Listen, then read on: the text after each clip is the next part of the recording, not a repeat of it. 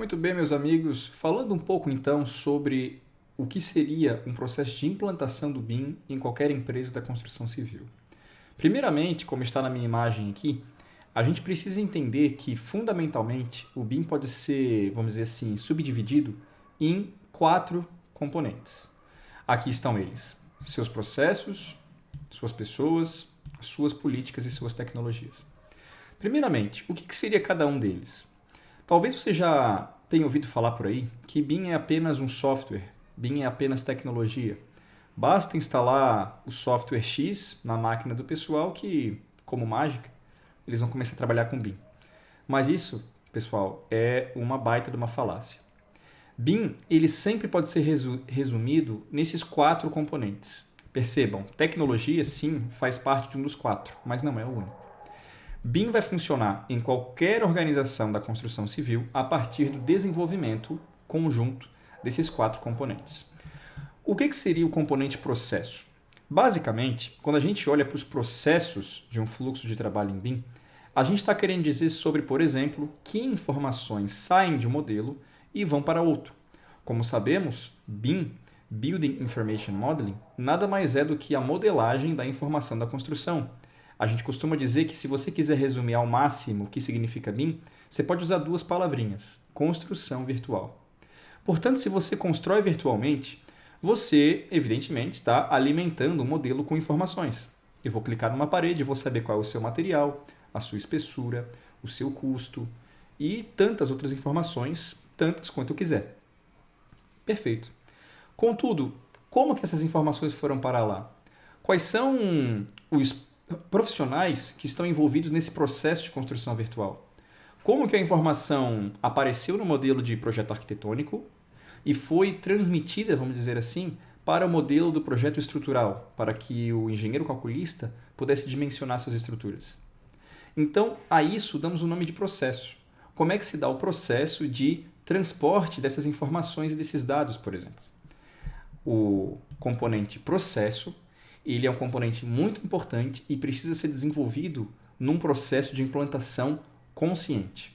Se a gente deixa de observar os processos, é muito comum a gente começar a perceber erros bastante característicos numa organização da construção, como, por exemplo, falta de aderência aos padrões de nomenclatura estabelecidos, desvio de expectativas com relação aos modelos recebidos e entregues. O arquiteto achou que ia receber o modelo do engenheiro calculista de determinada forma, acabou recebendo de um jeito diferente. E vice-versa.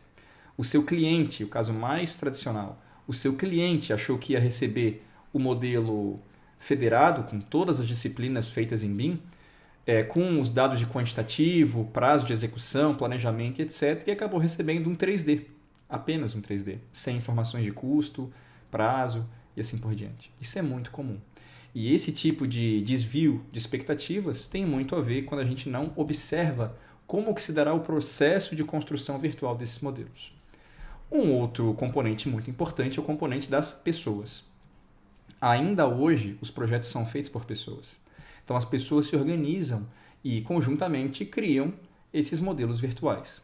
Agora, com o advento do BIM, a gente vai perceber que existem certas profissões, certas responsabilidades, melhor dizendo, novas. A gente vai perceber a existência de uma pessoa chamada BIM Manager, ou gerente BIM. A gente também vai perceber que responsabilidades com relação à gerência da informação dentro das organizações aparecem, uma vez que, quando a gente fazia projetos em AutoCAD, a gente desenhava projetos, não havia um fluxo de informações tão grande assim que precisasse ser organizado. Como trabalhando com BIM, a gente tem softwares que modelam a informação construtiva, então agora quando eu pegar aquela parede, aquela viga, aquele pilar, aquele piso, eu vou ter informações executivas daqueles elementos, e são muitas essas informações, podem vir a ser muitas informações, naturalmente são, em bastante quantidade, e eu vou precisar de um profissional que, entre outras responsabilidades, garanta e organize tais informações. É com essas informações organizadas, bem classificadas, etc., que elas vão ter um uso específico, que elas vão de fato agregar valor para quem quer que seja. Certo? Então são as pessoas que estão envolvidas e que tocam esses projetos. Então a gente vai ter figuras como o BIM Manager, que eu acabei de falar, a gente vai ter o BIM Coordinator, ou coordenador BIM também, que vai ter uma responsabilidade semelhante à do BIM Manager, com relação à aderência da qualidade das informações dos modelos. A gente pode ter a figura do BIM Specialist ou especialista em BIM, que a gente pode entender como se fosse o projetista que utiliza ferramentas BIM para fazer seus projetos. Então, é o arquiteto que utiliza uma ferramenta BIM para fazer o projeto arquitetônico. É um engenheiro civil que utiliza uma determinada ferramenta BIM para fazer o seu projeto de estruturas e assim por diante. A gente tem os especialistas em BIM, não é? Os BIM Specialists. E a gente tem, evidentemente, algumas outras responsabilidades. Percebam, tais responsabilidades, elas nascem junto com o BIM, uma vez que fazer projetos em BIM é diferente de fazer projetos em CAD. Quando a gente se propõe a fazer projetos utilizando o conceito BIM, a gente vai perceber que a gente, de fato, constrói virtualmente, diferente do que a gente faz quando a gente faz um projeto em AutoCAD. Quando desenhamos nossos projetos, então desenhamos as plantas, os cortes, as fachadas, os detalhes, a gente está nada mais, nada menos do que isso, desenhando. AutoCAD, por exemplo, que é a ferramenta de desenho mais popular do mundo, é uma ferramenta de desenho espetacular. Por isso, inclusive, que é a mais utilizada no mundo. Contudo, ela não é uma ferramenta de projeto. Utilizamos o AutoCAD para fazer nossos projetos, isso é verdade. Contudo, o AutoCAD não é uma ferramenta de projeto, é uma ferramenta de desenho. E é por isso que a gente que usa o AutoCAD, a gente sente várias limitações no uso dele. A gente pensa, putz, aqui poderia ser melhor, esse recurso poderia ser um pouco mais inteligente. Eu poderia não ter que apagar essa porta toda vez que eu a redesenho, não é? Apaguei da planta, ela podia já apagar automaticamente no corte, sumir da minha planilha, do meu quadro de esquadrias, assim por diante. Pois bem, você está frente a uma necessidade já atendida pelo conceito BIM. BIM, como construção virtual, as coisas são integradas, funcionam de forma integrada. E, portanto, se eu tiro uma porta em planta, ela sai em corte, sai em fachada, sai em 3D, sai na planilha de esquadrias. Se eu coloco uma nova porta ou mudo sua especificação estando em planta, a mesma especificação vai ser correspondida a todas as outras vistas e formas de enxergar esse elemento, seja em corte, fachada, 3D ou em planilha. A grande questão é que, diferente de um AutoCAD, quando a gente usa um software BIM para fazer um projeto, a gente não está redesenhando aqueles elementos várias vezes. A gente está enxergando os mesmos elementos com diferentes câmeras. Uma câmera está filmando de cima para baixo, é a planta. Uma outra câmera está filmando de frente, é, por exemplo, a fachada. A outra câmera está filmando de frente, contudo dentro da edificação, é um corte. A outra câmera está filmando lá de fora, é um 3D, por exemplo. Então é o mesmo elemento visto de várias câmeras diferentes. Por isso que quando eu deleto ele, por exemplo, estando em corte, ele também vai ser deletado na planta, por exemplo. E isso nos dá vantagens óbvias. Redução de tempo para redesenhar elementos. Redução ou eliminação de retrabalho.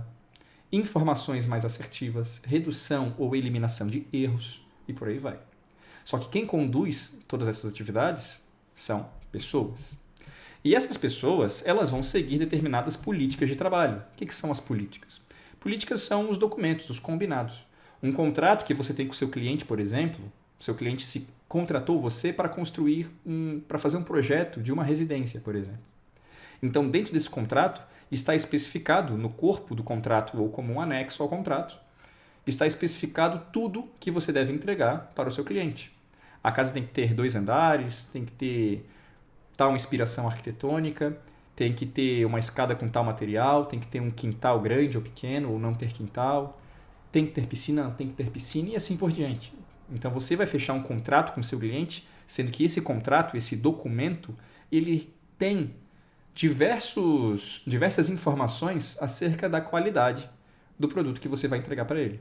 De forma que quando você entregar esse produto finalmente para o seu cliente, você vai ter parâmetros objetivos para entender se ele atingiu ou não a qualidade a que ele se propunha. A gente entende então o contrato como uma política de trabalho. É um documento que tem que ser observado para desenvolver o trabalho. Contudo, um contrato não é um único exemplo de política que a gente poderia citar. Desde o advento do BIM, então desde que estamos trabalhando com o BIM, tem outros documentos, outras políticas que devem ser observadas. A gente poderia citar as normas de desempenho, por exemplo, a norma de desempenho brasileira, a norma de acessibilidade, norma de projetos em concreto armado, projetos metálicos, projetos com madeira.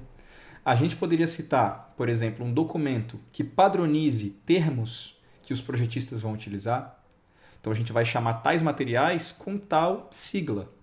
E chamando dessa sigla, a gente vai saber que a nossa planilha de extração de quantitativos vai estar procurando por aquela sigla, então vai encontrar todos os materiais que têm aquela sigla de todos os modelos.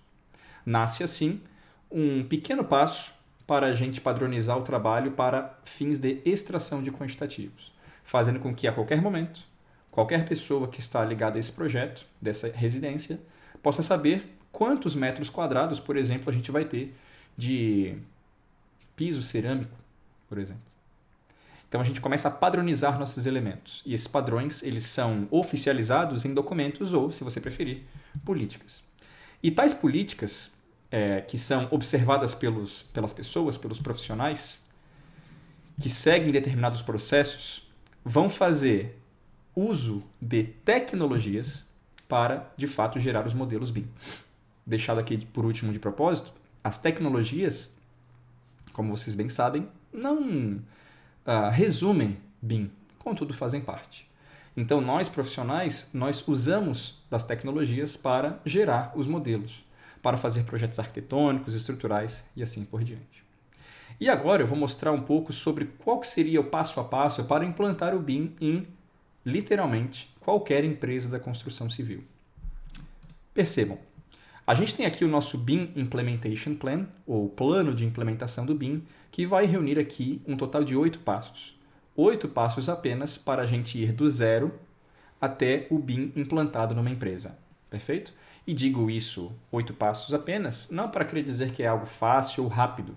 Sabemos que a implantação do BIM, ela leva o tempo que é necessário. E esse tempo necessário depende, primeiramente, de uma reunião de requisitos que a gente vai fazer com o nosso cliente. Quanto mais requisitos eu tiver, evidentemente que maior é o escopo desse projeto, portanto, mais demorado ele será. Primeira chegada na empresa, os primeiros momentos com o nosso cliente, a gente vai começar a entender os seus requisitos, seus problemas, entrevistando as pessoas, entendendo como que as pessoas trabalham sem aculturar a empresa. A gente vai perceber quais são os seus calcanhares de Aquiles, os gargalos e problemas que devem ser superados, até porque a gente está implantando uma nova tecnologia. E essa tecnologia, uma vez implantada, deve superar os problemas. E para superar os problemas, precisamos justamente saber quem é que são esses problemas. Num segundo passo, já com os problemas e os gargalos já percebidos e reconhecidos, a gente vai passar a entender quais são os objetivos para com o uso do BIM naquela organização. Entrevistamos a diretoria da empresa, mas não apenas, os setores estratégicos que vão usar do BIM para, por exemplo, produzir os seus projetos, se for uma empresa de projetos. Então a gente vai reunir os objetivos e entender, entre as etapas 1 e 2, esse contraste. Na etapa 1, aonde estamos, na etapa 2, para onde vamos. E chegamos, portanto, à etapa 3, que basicamente seria a oficialização ou a formulação da estratégia da implantação do BIM naquela dada organização. A partir daqui é que a gente tem condições de começar a falar sobre software. Eu quero usar o software X ou Y, precisamos do software A ou B. É a partir daqui que esse papo acerca de softwares começa a ficar mais interessante. Perceba que não falamos sobre eles nas etapas 1 e 2. Claro que acaba aparecendo nas conversas, nas reuniões, mas entendam, não é o propósito falar sobre tecnologias nos primeiros 2 passos. Então, na etapa 4, a gente vai começar a fazer os investimentos nos softwares e hardwares que sejam necessários. Obviamente, investimento com forma racional, progressiva, até que na etapa 5 a gente começa a definir as turmas de treinamento e capacitação, definindo planos lógicos e racionais enxutos de capacitação, apenas articulando e envolvendo as pessoas necessárias com o escopo de treinamento necessário, sempre agregando valor de forma enxuta ao cliente. Etapa 6, etapa importantíssima e geralmente aquela que é mais longa, chamo de produção de projetos pilotos. Nessa etapa, a gente vai começar, entre outras coisas, a fazer os projetos pilotos do nosso plano de implantação, ou seja, com base naqueles objetivos que a gente sabia que a gente queria alcançar, simular a construção de modelos, ou melhor, construir modelos de fato e simular o alcance daqueles objetivos que a gente definiu lá no começo. Ou seja, tais projetos pilotos vão nos dar a ideia se temos condições, com base naqueles 4 componentes do BIM, processos, pessoas, políticas e tecnologia, que estão nascendo aqui na etapa 6 agora de forma mais forte e concisa, e se esses 4 componentes, com base nos projetos pilotos, nesses modelos, conseguem de fato alcançar os objetivos que foram propostos. Na etapa 7, teríamos a finalização desse ambiente abstrato e de implantação e início da execução oficial dos trabalhos com BIM, onde a equipe vai ter segurança o suficiente para começar a entregar esses projetos para o mercado. E a etapa 8, demarcando aqui a importância de ter um monitoramento de toda não apenas a implantação, mas também pós-implantação, como que está a qualidade do BIM na dada organização cuja tecnologia foi implantada. Então, a gente vai começar a falar sobre indicadores de desempenho, entender por que tais indicadores são relevantes, quais que são os mais relevantes e como que a gente faz a aquisição e apresentação desses dados. Eis aqui o framework de implantação do BIM, desenvolvido e aperfeiçoado nos últimos anos para implantar o BIM em qualquer empresa da construção civil.